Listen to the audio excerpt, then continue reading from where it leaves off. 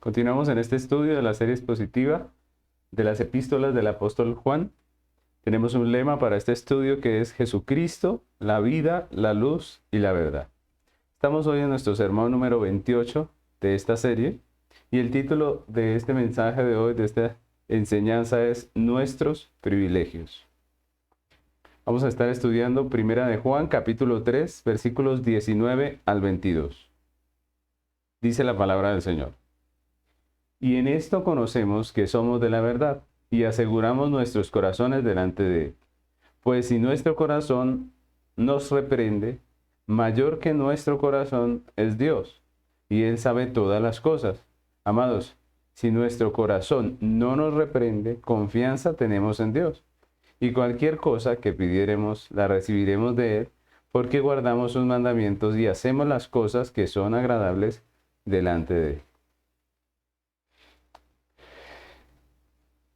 Hoy quisiera empezar hablándoles del privilegio, porque ese es nuestro tema.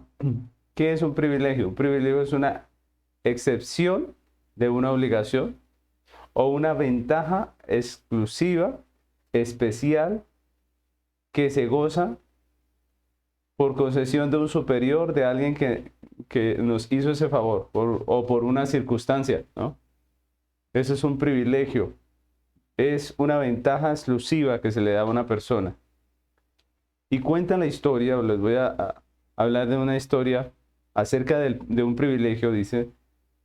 Cuenta la historia que un hombre fue condenado a muerte. Cuando iba a ser decapitado, el príncipe, que era el encargado de la ejecución, como era costumbre, siempre se le concedía un privilegio final a la persona que iba a ser ejecutada. El príncipe le preguntó al hombre qué era lo que quería como último deseo, y todo lo que el reo le pidió al príncipe fue un vaso de agua. Cuando le trajeron ese vaso de agua, él temblaba tanto que no podía tomarlo, no podía beberlo. Entonces el príncipe le dijo: tranquilo, tómese el agua tranquilo, no se asuste, que yo le prometo que hasta que usted no se haya bebido ese vaso de agua, pues no lo vamos a ejecutar. Entonces el reo pues rápidamente tomó el agua y la botó al piso, de tal manera que no pudieron ejecutarlo porque nunca se tomó el agua. Y esa es una historia interesante, porque es la historia de un hombre que tuvo una oportunidad, no la despreció, no la desperdició, sino que la aprovechó, le sacó lo mejor a ese privilegio, lo disfrutó y fue de gran ayuda para su vida. Ahora, ¿por qué les estoy contando esta historia? Porque vamos a hablar de privilegios, ¿cierto? Así es el título de nuestra enseñanza de hoy, Nuestros privilegios. Y hoy vamos a hablar precisamente de los privilegios que como creyentes, como cristianos, tenemos por la misericordia de Dios. Recordemos que estamos estudiando esta primera epístola del apóstol Juan, donde el apóstol escribe a una iglesia que ha sido infiltrada por la falsa doctrina. Hemos avanzado en el capítulo 3, en donde dijimos que el apóstol Juan nos está mostrando 10 realidades de la iglesia. Hemos hablado de 8 de esas realidades. En nuestro último estudio hablamos de la práctica del amor fraternal. Y en esta enseñanza de hoy, en estos versículos de hoy, pues el apóstol Juan nos va a hablar específicamente de 3 importantes privilegios que tenemos como iglesia. Obviamente en relación a la situación que está pasando la congregación a la que el apóstol Juan escribe. Si Juan nos quisiera regalar todos los privilegios que tenemos por ser creyentes, pues obviamente que la lista no sería de 3. Pero va a hablar específicamente de 3 de esos privilegios que tenemos con relación a lo que estaba pasando en la congregación a la que él escribe. Así que vamos a comenzar con este pequeño estudio y vamos a hablar de esos 3 privilegios. El primer privilegio que encontramos allí en el texto es la seguridad de salvación. Juan dice en el versículo 19, y en esto conocemos que somos de la verdad y aseguramos nuestros corazones delante de Él. Así empieza diciendo en el versículo 19. Y en este texto Juan nos habla del conocimiento que cada uno de los creyentes tenemos de nuestra propia salvación, de lo conscientes que somos de nuestra propia salvación y de la seguridad que podemos tener de esta salvación, ¿no? Y este es uno de los temas más polémicos, doctrinalmente hablando, y es si un cristiano puede tener seguridad de salvación o no, ¿cierto? Si un cristiano puede estar seguro de su salvación o no puede. Muchos cristianos piensan que no, y que sería peligroso pretender que una persona asegure que va a ser salva, tenga la seguridad de que va a ser salva. Y ellos piensan que si una persona tuviese tal seguridad, pues sencillamente se entregaría al pecado.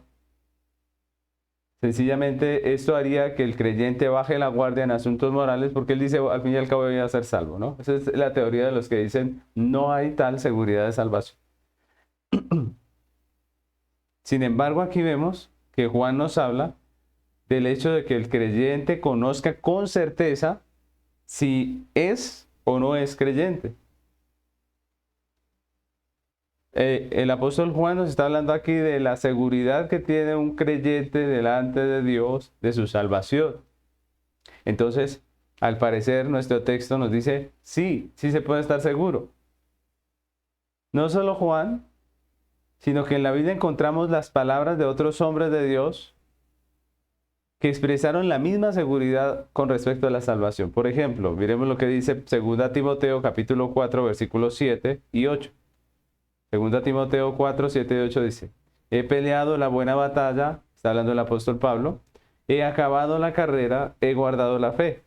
Por lo demás, me está guardada la corona de justicia, la cual me dará el Señor, juez justo, en aquel día, y no solo a mí, sino también a todos los que aman su venir. Notemos la seguridad del apóstol Pablo. Como Juan, el apóstol Pablo no está entrando en dudas, no está poniendo un cuestionamiento acerca de su salvación, sino que él está asegurando que ya por la gracia del Señor es salvo y que lo único que le espera es la corona, ¿no? Y Juan comienza este texto precisamente hablándonos de esa seguridad. La pregunta es cómo puede alguien estar seguro de su destino eterno, cómo llegar a esa seguridad. Si se puede, si como vemos que Juan lo está expresando aquí, no solo se puede, sino se debería estar seguro, pues la pregunta es cómo llegar a esa seguridad. Juan comienza este texto con dos palabras que enlazan el tema de la seguridad con todo lo que hemos estado hablando a través de este capítulo 3. Y en eso conocemos, son las palabras con las que empieza el apóstol Juan este texto. En esto, ¿cierto? En esto conocen. Y en esto conocemos, en esto estamos seguros, le está diciendo el apóstol, en esto podemos estar seguros. Pero la pregunta es, ¿en qué? ¿Qué es en esto? ¿Cierto? Pues en todas las demás realidades de la vida de la iglesia que hemos estado viendo a través de este estudio.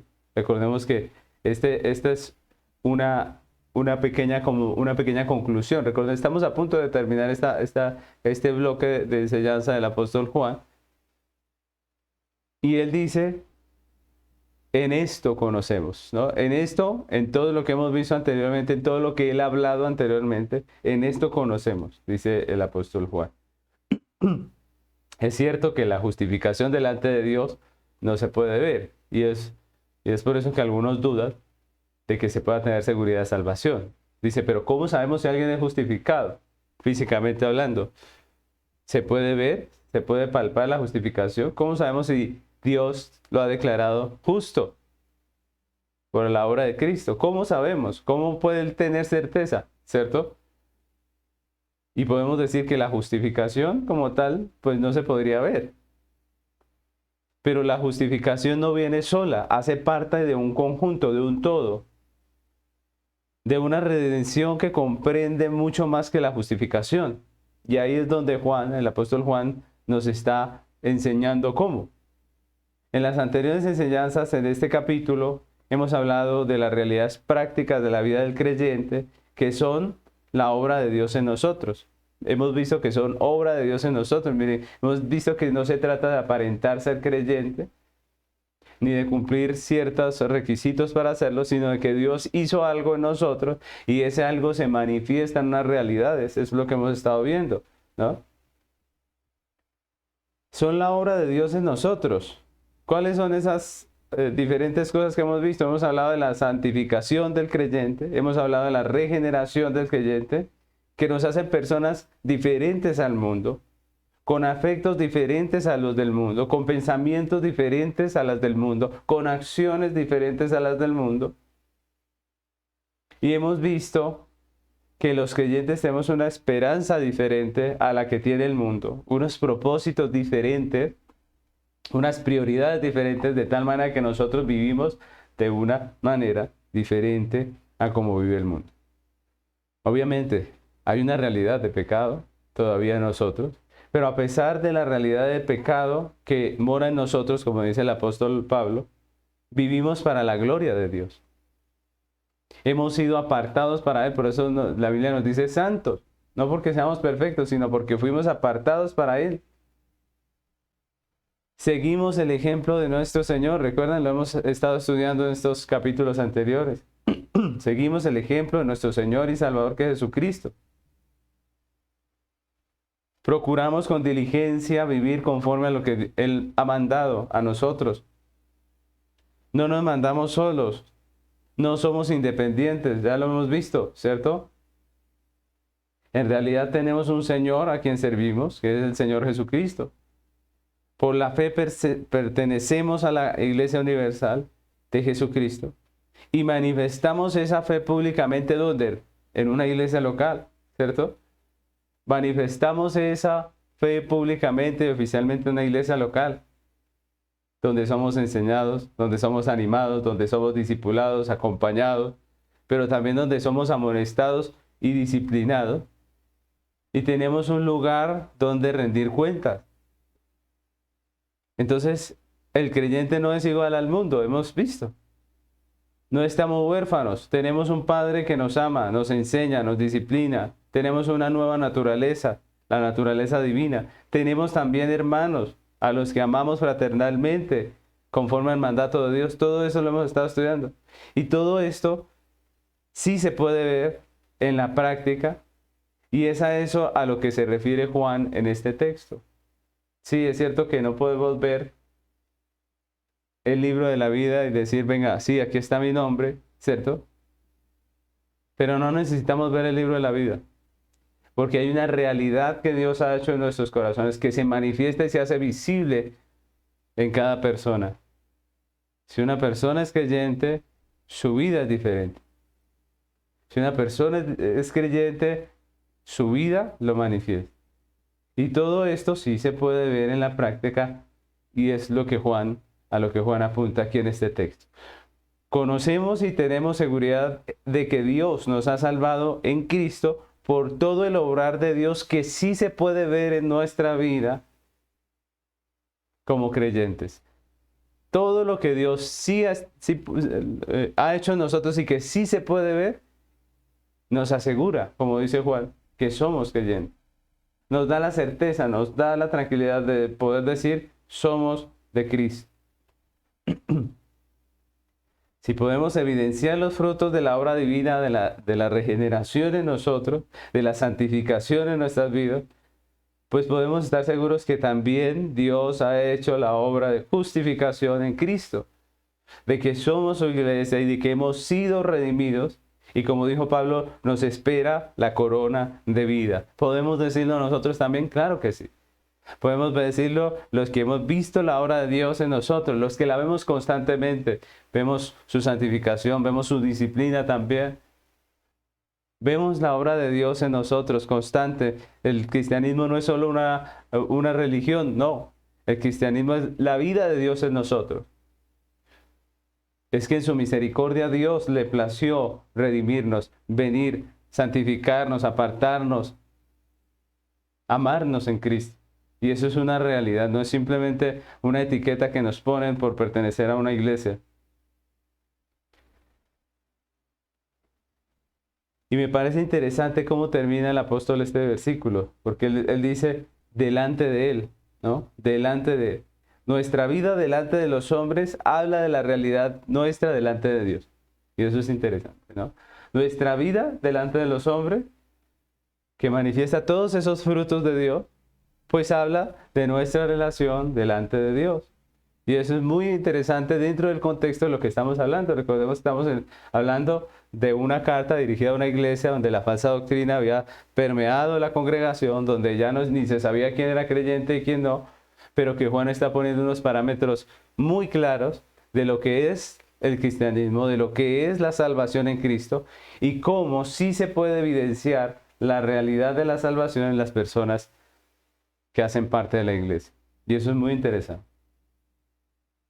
Y miren que no se trata de aparentar, ¿no? Como hemos dicho constantemente, no se trata de aparentar ser creyente, tampoco de que con nuestras buenas obras lleguemos a ser creyentes o lleguemos a ser parte de la iglesia, no, sino más bien de la verdadera salvación de Dios en la vida de una persona, que le transforma de tal manera que su realidad empieza a ser totalmente diferente y es inevitable no darnos cuenta, es inevitable no darnos cuenta. Ustedes nada más miren los textos de la Escritura cuando habla de la conversión de alguien, ¿no? Hablamos de la conversión de hombres como Mateo, el publicano, que inmediatamente se apartan de lo que estaban haciendo, ¿cierto? Como Zaqueo, ¿recuerdan a Zaqueo? El Señor le salva y él dice, a partir de ahora, si he defraudado a alguien en las finanzas y le he robado, yo le voy a devolver, ¿cierto? Miren que es una obra de Dios, es una obra interna en el corazón del hombre, pero que se manifiesta y se hace evidente públicamente en la vida de la persona. Y eso es muy importante. Es a eso a lo que se refiere Santiago cuando dice, en Santiago capítulo 2, versículo 17 al 19, dice, así también la fe, si no tiene obras, es muerta en sí misma. Pero alguno dirá, tú tienes fe, yo tengo obras. Muéstrame tu fe sin tus obras y yo te mostraré mi fe por mis obras. Tú crees que Dios es uno, bien hace. También los demonios creen y tiemblan. Santiago está diciendo que la verdadera fe se manifiesta en obra. Y que si hay ausencia de obras, pues quiere decir que hay ausencia de fe. La verdadera fe salvadora no consiste en saber que Dios existe, porque eso, como dice Santiago, hasta los demonios lo saben, ¿cierto? Todos lo sabemos, por más de que algunos lo quieran negar, todos sabemos que Dios existe. La fe salvadora produce todas esas realidades de las que hemos estado hablando, y sin ellas la profesión de fe de cualquier persona queda en duda, sinceramente. Por eso, si una persona dice ser creyente y no se congrega, no hace pública su fe a través del bautismo y la práctica de la cena del Señor, si no se sujeta a un pastor, si no practica el amor fraternal con hermanos físicos, porque hoy en día está muy de moda el congregarse virtualmente, ¿no? Si no manifiesta el amor con hermanos físicamente, hablando, fortaleciendo a los hermanos en la fe, teniéndoles paciencia en medio de sus errores, de sus pecados. Si no manifiesta amor fraternal, pues lo más seguro es que se está engañando. No es posible creer a una profesión de fe de alguien que está totalmente desconectado de la iglesia, de alguien que está totalmente fuera del ámbito de la iglesia y no quiere saber nada de sus hermanos. De igual forma, si una persona se congrega en una iglesia local, este sí se congrega, pero vive una vida que es contraria a la ley de Dios. Vive una vida sin temor, apartándose de lo que Dios ha dicho en su escritura. Y el domingo simplemente viene a aparentar que todo está bien, pues podemos decir que es religioso, pero no es creyente, ¿cierto? Por lo que nos está diciendo Juan, si realmente es salvo, hay una evidencia real en su vida, no solo una apariencia, no solo una fachada de mostrar que lo es viniendo a la congregación y cantando los himnos, sino que hay una realidad. Por el contrario, si una persona manifiesta públicamente su fe en una iglesia local, a través del bautismo, de la participación de la cena, si se sujeta a un pastor, como dice la Escritura, si se congrega con sus hermanos en la práctica del verdadero amor fraternal, si escucha la palabra, reconoce sus pecados, se arrepiente, ojo, porque ser creyente no es no pecar. El creyente es todavía un pecador. Y lo que hace es que cuando falla, cuando comete un pecado delante de Dios, se arrepiente. Cuando falla y comete un pecado delante de Dios, pero contra un hermano, pues tiene que venir y pedir perdón. Y si una persona que profesa ser creyente hace todas estas cosas, si peca, él pide perdón, restaura, es porque Dios está obrando en la vida de esa persona. Y a pesar de que no sea perfecta, porque en esta tierra realmente no lo seremos, esa persona puede estar segura de su redención porque ve un fruto en su vida, porque ve ese fruto que solamente puede producir Dios. El fruto de una vida transformada, renovada, solamente lo puede dar Dios, solo lo puede producir Dios.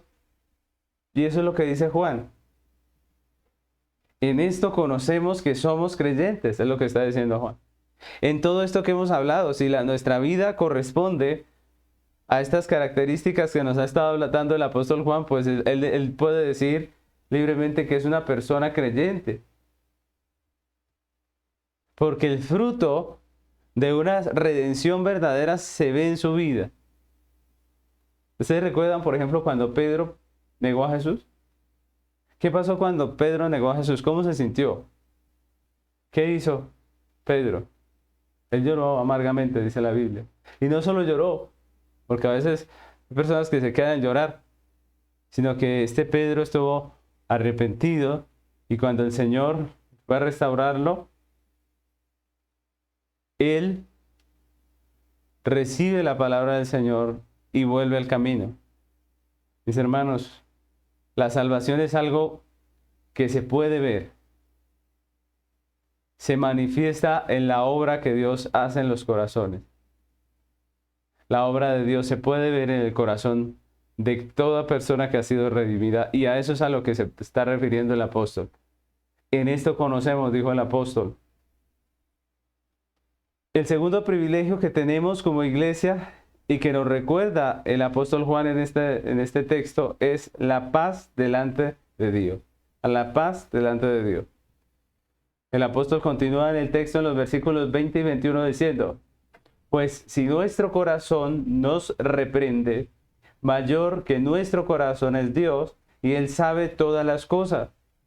Amados, si nuestro corazón no nos reprende, confianza tenemos en Dios. Pablo comienza hablándonos aquí en este texto de una manera interesante, porque al parecer en este texto vemos una diferencia entre la conciencia y la voluntad de Dios. Vemos una diferencia entre la conciencia y la voluntad de Dios. ¿Por qué, mis hermanos? Por la forma en que él lo dice. Miremos cómo dice el texto. Dice, pues si nuestro corazón no nos reprende, si nuestro corazón nos reprende, miren, si nuestro corazón nos reprende, mayor que nuestro corazón es Dios y Él sabe todas las cosas. Al parecer aquí hay una diferencia entre la conciencia y la voluntad de Dios. Pero si la conciencia, como hemos dicho, es la ley de Dios escrita en nuestro corazón, ¿cómo puede haber una diferencia entre la conciencia y la voluntad de Dios? Eso sucede por algo que el apóstol Pablo llamó una conciencia cauterizada y que tiene mucho que ver con lo que estaba pasando en la iglesia a la que escribe el apóstol Juan. Al parecer aquí hay una reprensión del corazón que es contraria a la voluntad de Dios. Como que el corazón de estas personas, es decir, la conciencia de estas personas, les hacía sentir mal por algo que no debían sentirse mal. ¿Sí? Algo así es lo que podemos comprender en este texto. Y lo que el apóstol Juan está diciendo aquí, que hay una diferencia en la conciencia o en el corazón de estas personas y en la voluntad de Dios. Esa diferencia tiene una explicación en lo que el apóstol Pablo llamó una conciencia cauterizada. Miremos el texto de 1 Timoteo, capítulo 4, versículos del 1 al 5, donde el apóstol Pablo va a hablar precisamente de la falsa doctrina. Dice 1 Timoteo 4, del 1 al 5. Pero el Espíritu dice claramente que en los postreros tiempos algunos apostatarán de la fe, escuchando a espíritus engañadores y a doctrinas de demonios. Eso era lo que estaba pasando en la iglesia a la que Juan estaba escribiendo. Dice, por la hipocresía de mentirosos que teniendo cauterizada la conciencia, prohibirán casarse y mandarán abstenerse de alimentos que Dios creó para que con acción de gracias participasen de ellos los creyentes y los que han conocido la verdad. Porque todo lo que Dios creó es bueno y nada es de desecharse si se toma con acción de gracias. Porque por la palabra de Dios y por las oraciones y por la oración es santificado. Entonces miren esto, porque Pablo nos advierte aquí de los falsos maestros que tienen la conciencia cauterizada. Cauterizada por el error, por la falsa doctrina. Que prohíben lo que Dios no prohíbe. Miren lo que dice el texto, dice que prohibirán casarse. Eso es un hecho particular del que está hablando el apóstol Pablo aquí, ¿cierto? Que prohibirán casarse y comer alimentos que Dios creó para nosotros que podemos comer. Miren esto. Y entonces ellos prohíben lo que Dios no prohíbe, pero los falsos maestros también permiten lo que Dios no permite. Y ahí vemos cómo el engaño lo que hace es distorsionar el sentido de conciencia o el sentido moral, ¿no? ¿Qué es bueno y qué es malo? Porque ellos llaman bueno a lo que es malo y malo a lo que es bueno, ¿cierto? Es una distorsión. Y la analogía de Pablo es importante porque cauterizar, la palabra cuando dice que es una mente cauterizada, la palabra cauterizar es quemar. Y una quemadura en el cuerpo puede afectar nuestra sensibilidad al punto que la parte que ha sido quemada, que ha sido cauterizada, no puede sentir nada. Entonces, en el cuerpo, por ejemplo, un quemón en un brazo, puede llegar a ser tan profundo ese quemón, que si usted toca esa parte del cuerpo, esa parte no tiene sensibilidad, no siente. De la misma manera, una persona con una conciencia cauterizada por el engaño se hace insensible, ¿cierto? Porque a esta persona se le asegura y se le mete la idea de que esto que la Biblia dice que es malo no es tan malo, ¿no? No es malo en realidad. Imagínense ustedes. O que esto que usted está haciendo correctamente es malo. Hay muchas personas que piensan que es malo todo, ¿cierto? Que el cristianismo condena todo. No, todo placer. Y eso no es real. El cristianismo no condena todo placer. Pero hay muchas personas que creen que eso es así.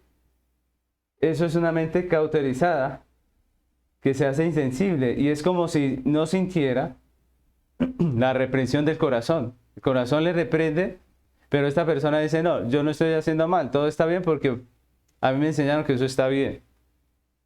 Entonces miren cómo lo que nos está mostrando aquí el apóstol es una insensibilidad a la reprensión del corazón. Y recordemos que la iglesia esta iglesia a la que escribe el apóstol Juan, se encuentra precisamente en medio de una situación de falsa doctrina, donde los falsos maestros han querido distorsionar precisamente el sentido de justicia y en muchos casos los creyentes dudaban si esta o aquella acción sería correcta o sería incorrecta, si sería pecaminosa o no sería pecaminosa, de tal manera que una persona podía sentir que sus acciones estaban mal cuando realmente estaban bien, conforme a la voluntad de Dios. Y también podían descansar en que estaba bien por lo que les habían enseñado, cuando en realidad la Biblia condena tales acciones. Entonces miren cómo el texto nos habla de esa diferencia y el mismo efecto han tenido y tienen todas las falsas doctrinas que hacen que las personas se sientan mal con sus acciones buenas delante de Dios y que también hacen que la gente se sienta en paz con acciones que son contrarias a la ley de Dios. Y esto es peligroso, porque hay muchos por allí que dicen ser creyentes y están haciendo todo lo contrario a lo que dice la Biblia. Pero el apóstol también nos muestra el antídoto para esta cauterización de la conciencia. Y el único antídoto para esta cauterización de la conciencia es el conocimiento de la voluntad de Dios. Solamente. Por eso dice el apóstol Juan que mayor que nuestro corazón es ¿quién? Es Dios. Mayor que nuestro corazón es Dios. Si nuestro corazón nos reprende, dice Juan, nos reprende por algo que no es. Porque me enseñaron que está mal algo que no está mal. Si nuestro corazón nos reprende, mayor que nuestro corazón es Dios, que conoce todas las cosas, que sabe todas las cosas. Juan nos está mostrando que no es cuestión de cómo nos sentimos. Ojo, no es cuestión de cómo nos sentimos. Muchos pueden tener una conciencia cauterizada, pueden ignorar su conciencia justificándose. ¿Cuántas veces lo hemos hecho, no? Sabemos que lo que hicimos está mal, pero a nosotros mismos nos hacemos como un lavado de cerebro, ¿no? De tratar de convencernos que esa necedad que estoy haciendo no es tan necia. Nos justificamos en nuestra mente para tratar de sentirnos tranquilos. ¿No he escuchado a los que dicen que Dios sabe? ¿Cierto? Están actuando en contra de lo que Dios dice. Dicen, sí, pastor, pero es que Dios sabe que no sé qué, ¿cierto? Dios sabe que lo hago por amor. Dios sabe que lo hago por esto. Dios sabe que... Eso es justificarse, porque la realidad es que las cosas o están bien o están mal. O los que están haciendo contraria a la voluntad de Dios y dicen que tienen paz. ¿Sí? Dicen, pastor, yo entiendo que usted diga eso, pero yo tengo paz con lo que estoy haciendo. Sí, usted puede tener paz, pero eso no hace que la realidad, que la justicia y que la verdad sean relativas.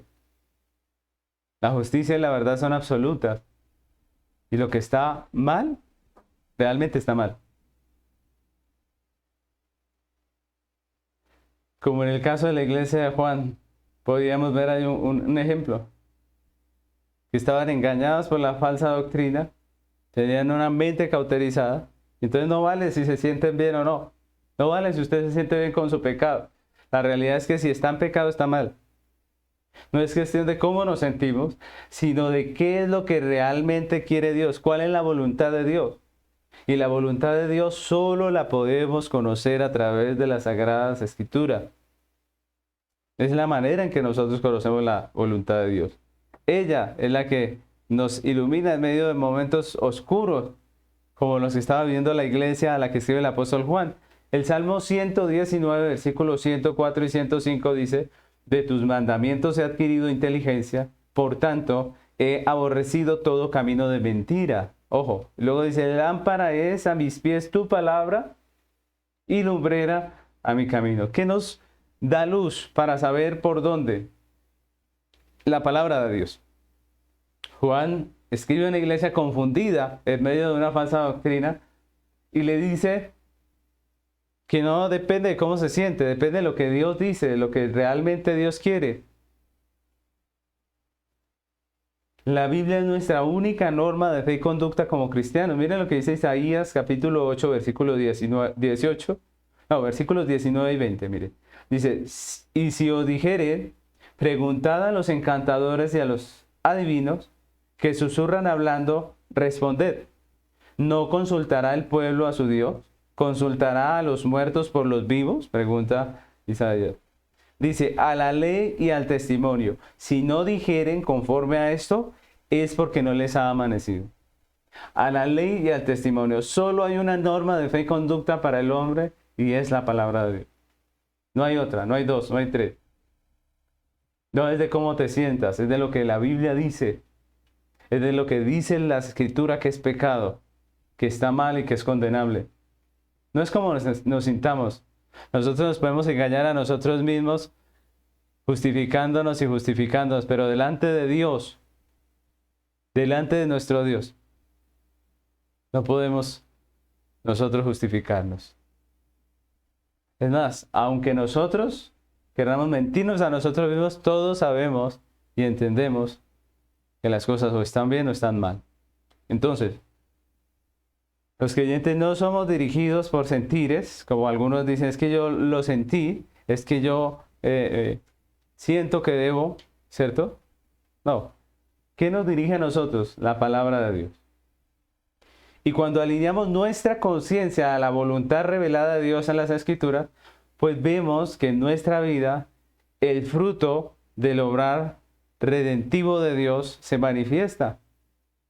Entonces tenemos una verdadera paz con fundamento. Ojo, ese es un resultado de todas estas cosas. Tenemos una verdadera paz con fundamento, o como dice Juan, una confianza en Dios, ¿no? Porque Juan termina diciendo, confianza tenemos en Dios.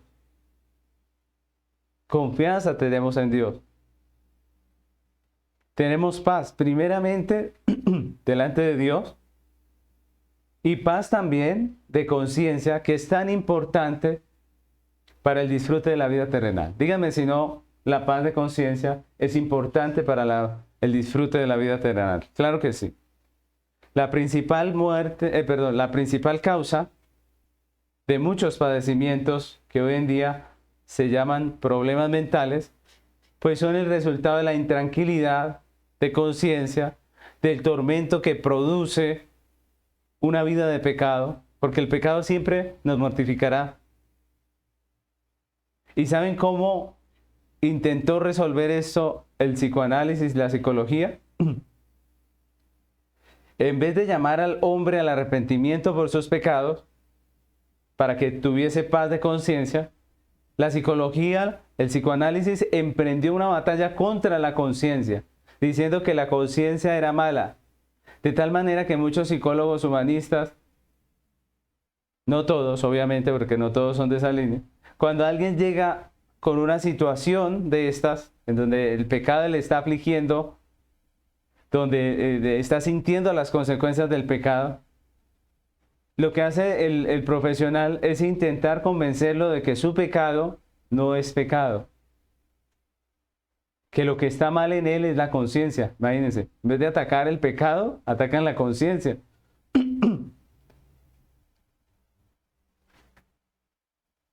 Y le dice que no escuche su conciencia. Le dice que no escuche eso que le está acusando, porque eso está mal. Y eso obviamente es lo mismo que nos está mostrando aquí el apóstol, es cuando queremos cauterizar nuestra conciencia.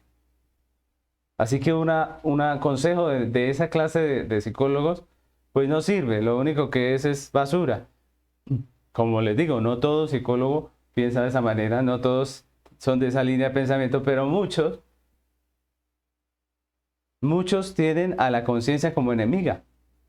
Muchos dicen que no hay moral absoluta, que es un invento de la cultura, de la sociedad. Tales personas, en vez de aconsejar para bien, están hundiendo a la persona más en el pecado. Y esto es lo que se ha tratado de hacer hoy en día en nuestra sociedad con muchas formas de rebelión contra la ley de Dios. Se ha hecho una completa campaña de legalización moral del pecado.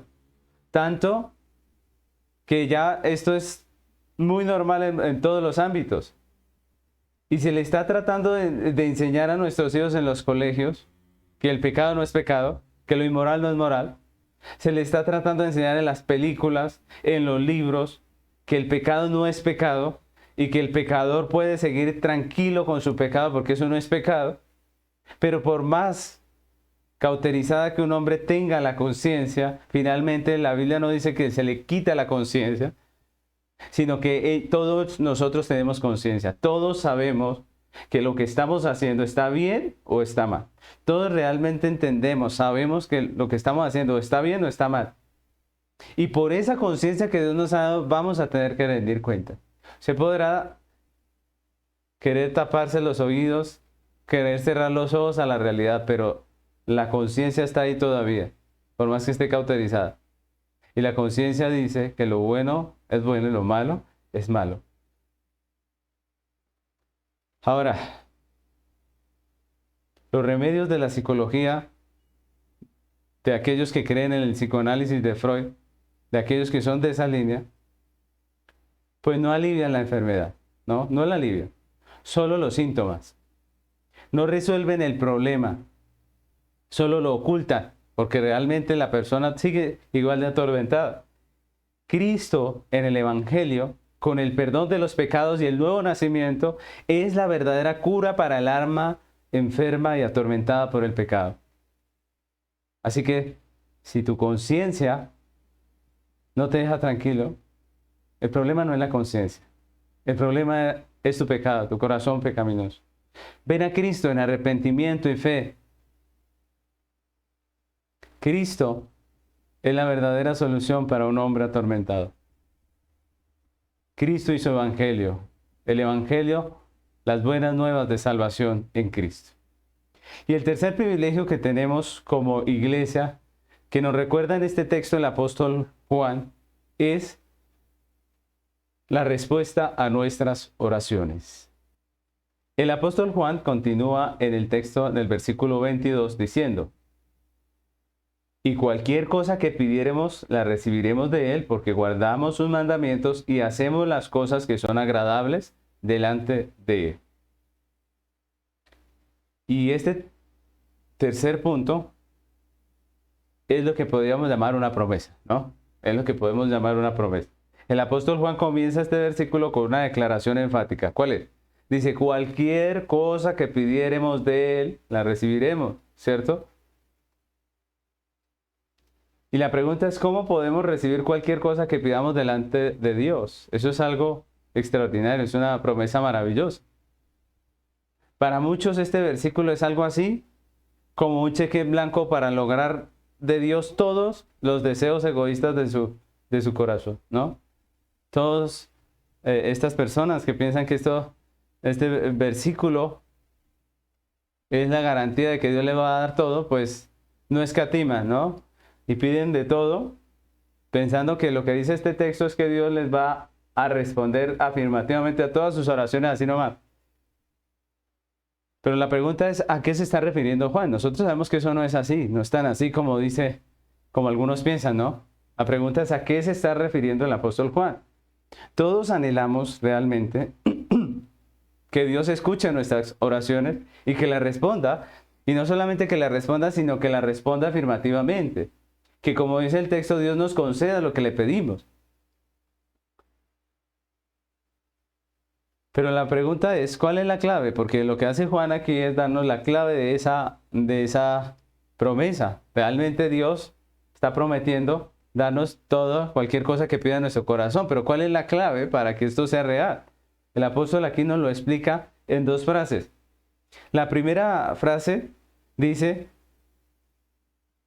porque guardamos sus mandamientos, y esa frase resume lo que hemos estado hablando, porque guardamos sus mandamientos. Miren, para los que creen que esto es así nomás, dice Juan, porque guardamos sus mandamientos, ¿no?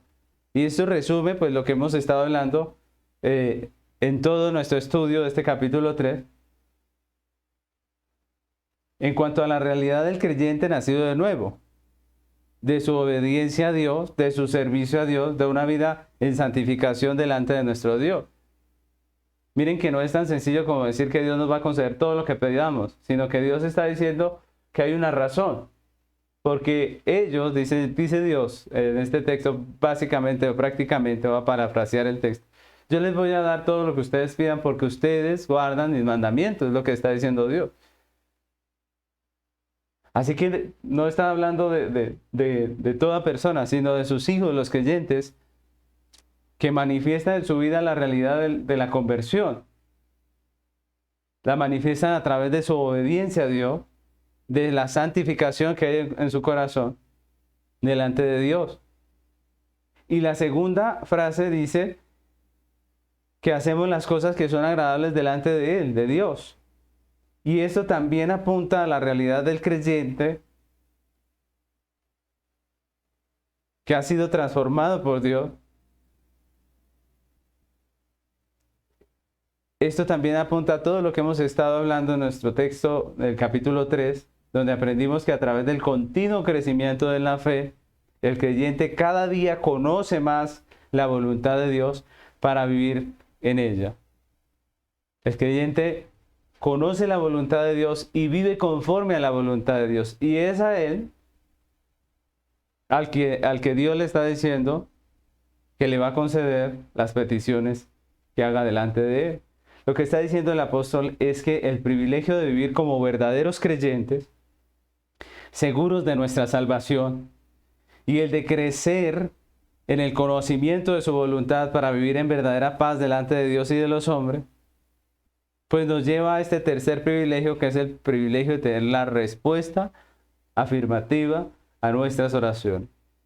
Miremos que la clave para recibir la respuesta afirmativa a nuestras oraciones no es la manera que oramos. Miren que hoy en día hay muchos engañadores que lo que hacen es pervertir la palabra, pervertir el evangelio para hacer que las personas les ofrezcan favores, ¿no? Entonces hay personas diciendo, si usted quiere que Dios le cumpla la oración, tiene que ofrendar, tiene que dar esto, ¿cierto?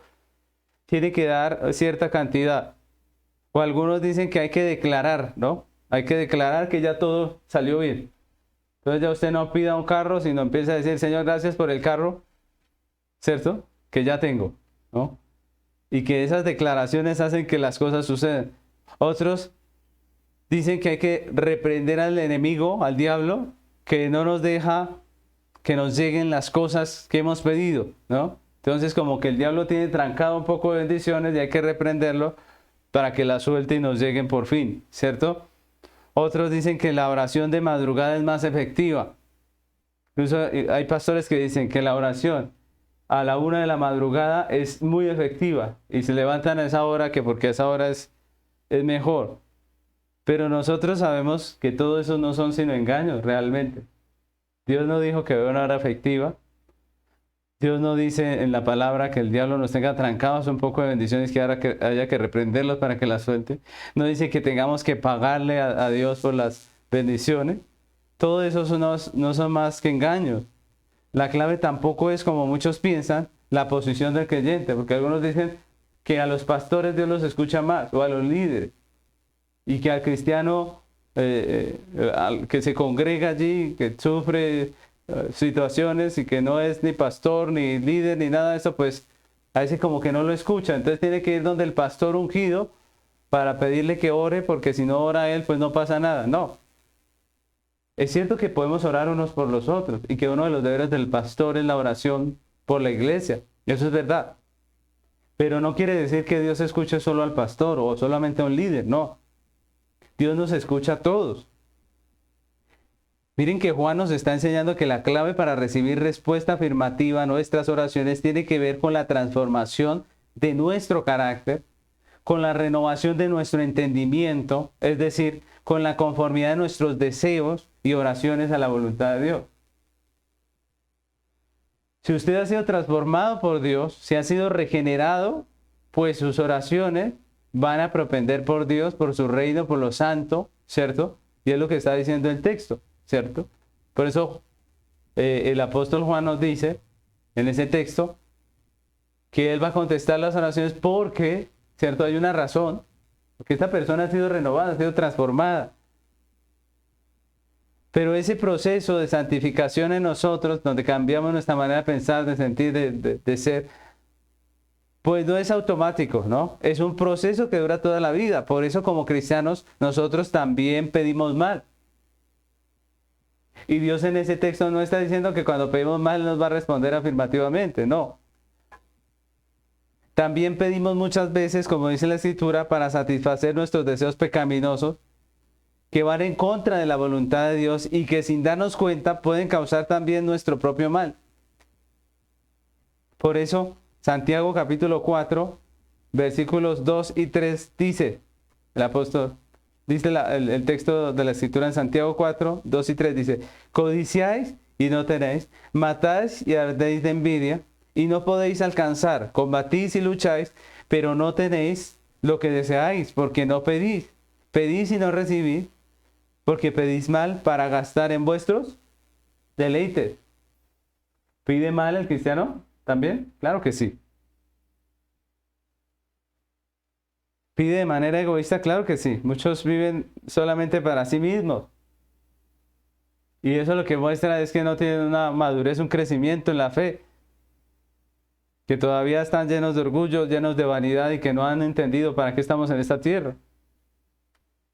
Claro que debemos pedir para nuestras necesidades. El Padre nuestro nos enseña que es necesario pedir para nuestras necesidades. Pero cuando en nuestro corazón no está el reino de Dios, no está el bien de mi hermano, como decían los textos que hemos estado leyendo y estudiando, cuando nuestro corazón está lleno de egoísmo, de avaricia, de codicia, pues hay una cosa que no anda bien en nosotros. Pablo también dice en Romanos capítulo 8, versículo 26, de igual manera, el Espíritu nos ayuda en nuestra debilidad, pues, ¿qué hemos de pedir como conviene? ¿Qué dice el apóstol? No lo sabemos, pero el Espíritu mismo intercede por nosotros con gemidos indecibles. En nuestro pecado, en nuestra inmadurez, no sabemos pedir como conviene. Muchas veces hemos orado a Dios pidiendo cosas que si Dios nos las hubiese entregado, mis hermanos, nos habrían hecho daño. Nos habrían apartado de la fe o de la iglesia local. O de pronto habrían destruido nuestros hogares. O quién sabe qué cosa. Y en eso tenemos que decir que el hecho de que Dios responda de manera negativa a nuestras oraciones, pues también hace parte de su misericordia, de su bondad. La clave para que Dios escuche nuestras oraciones y las responda favorablemente es la conformidad de nuestros corazones y oraciones a la voluntad de Dios.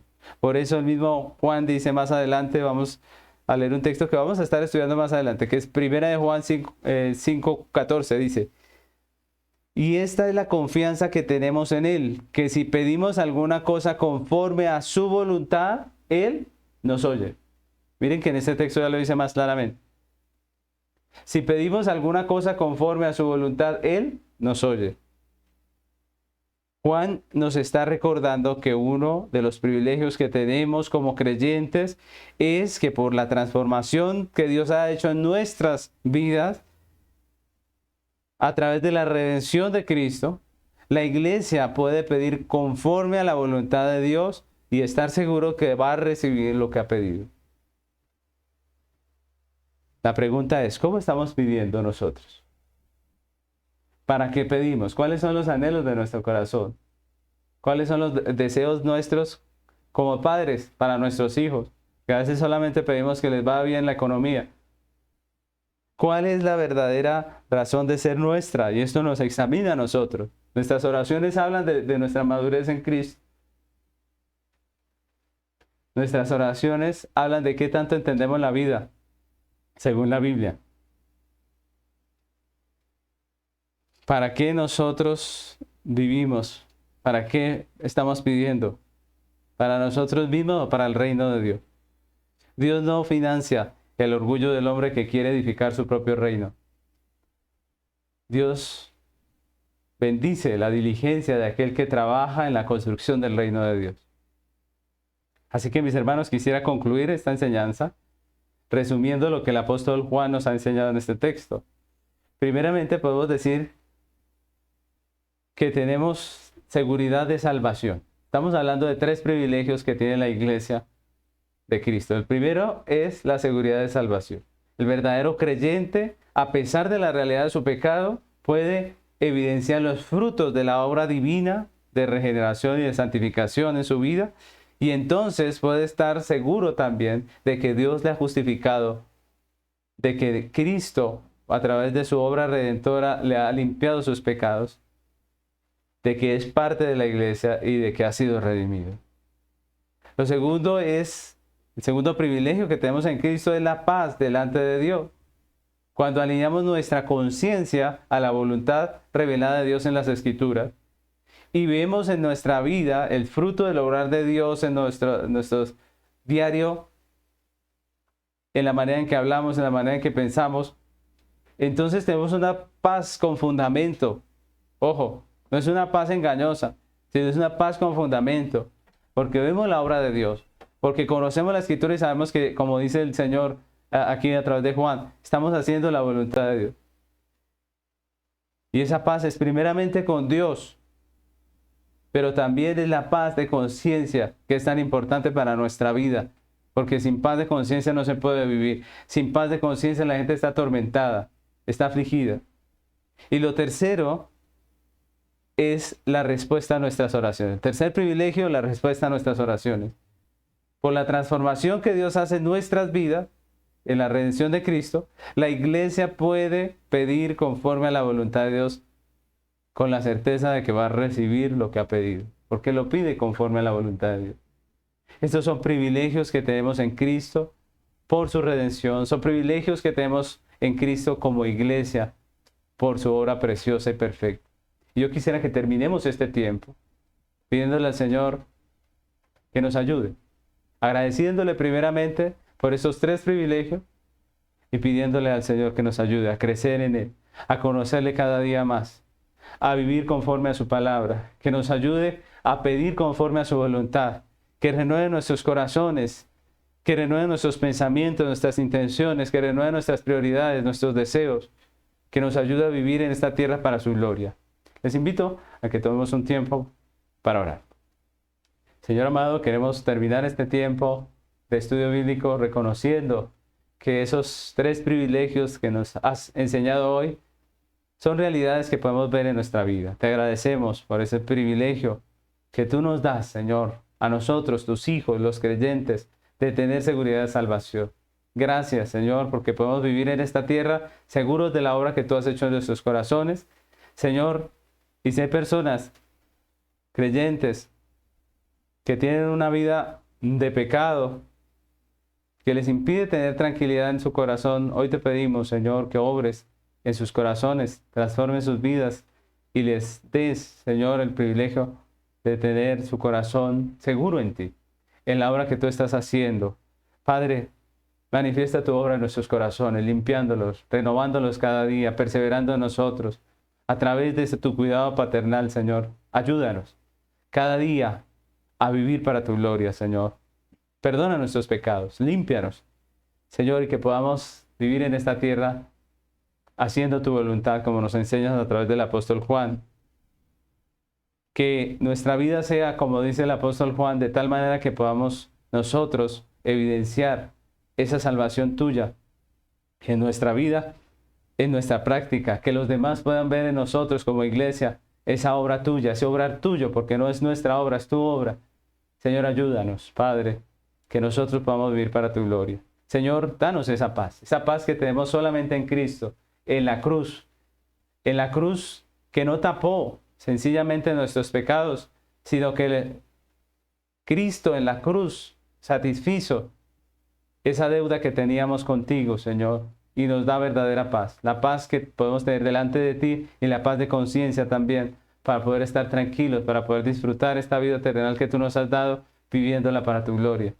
Señor, y gracias, porque sabemos que tú escuchas nuestras oraciones. Ayúdanos que cada día nuestra oración sea conforme a tu voluntad. Que nuestra manera de pensar, de ser, nuestros deseos, nuestras intenciones, nuestros afectos, sean renovados por tu Espíritu Santo de tal manera que, como dice el texto, todo lo que pidiéremos a ti, lo recibamos de tu mano, porque lo hacemos conforme a tu voluntad. Te damos muchas gracias, amado Dios. En el nombre de Cristo Jesús. Amén.